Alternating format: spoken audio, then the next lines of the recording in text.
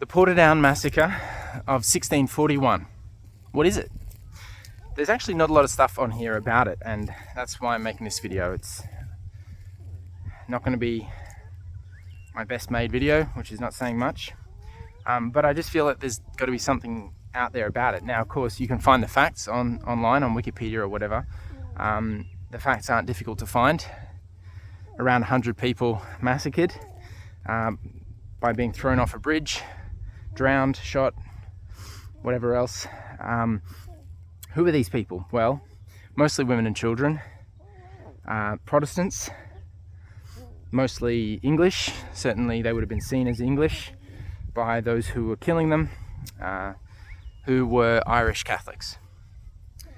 So what's the significance of the event? Well, it's remembered as being the pretext or the trigger for the English invasion of Ireland, and the deaths of many thousands of Irish Catholics in particular, but not just Catholics, because it was a war and lots of people died on both sides and they were all Irish basically. So yeah, horrible time.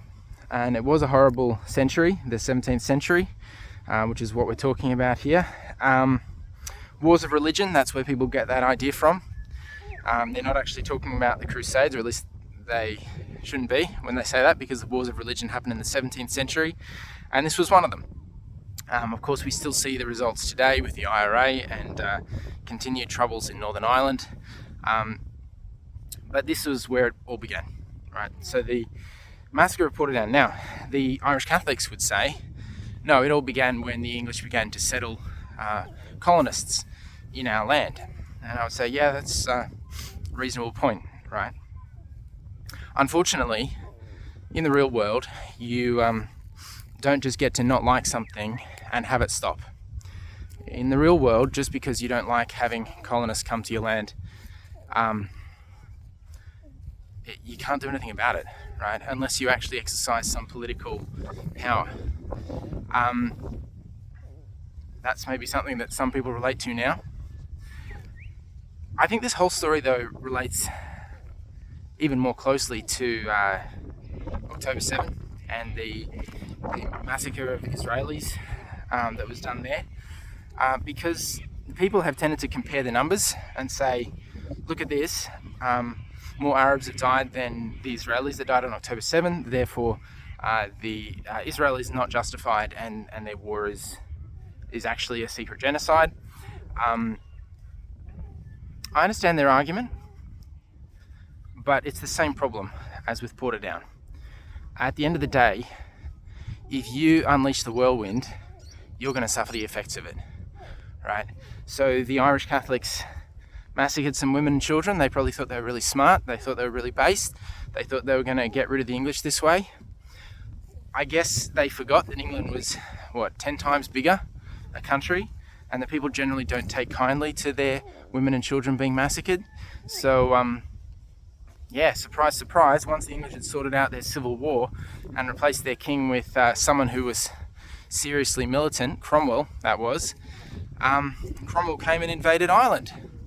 And do you think he was nice to the people that had murdered these women and children? No, he was not. Do you think he knew who they were? No, he didn't specifically know who they were. So, of course, he just killed everybody. So, this is what you get when you commit acts of terrorism. You get somewhat seemingly indiscriminate destruction of yourself and your own country. So don't commit acts of terrorism, guys. I know it seems ridiculous even telling you this, but I do think that the spirit of terrorism is coming to our country and to the West. And we need to make sure that we remember how it is that you're supposed to fight back when you, as a powerless person, are victimized. Jesus taught us how. Love your enemies. Do good to those who hate you. Bless those who curse you. Pray for those who despitefully use you and persecute you. So there's a lot to unpack there, but the basic principle is if you can't fight back, don't try to fight back. If you can fight back, that's different. But if you can't, if your enemy is too powerful for you, or if your enemy is your cousin or whatever, don't fight back. make them realise that what they're doing is wrong. And had the Irish chosen simply not to kill these innocent people, I have no doubt that the English would never have bothered to get around to going and killing them. Ireland would probably have continuously been an independent country until today, instead of having to fight multiple horrible rebellions with much suffering.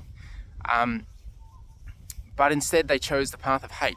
So they reaped the whirlwind, they reaped death. So don't choose death, choose life, choose the way of Christ.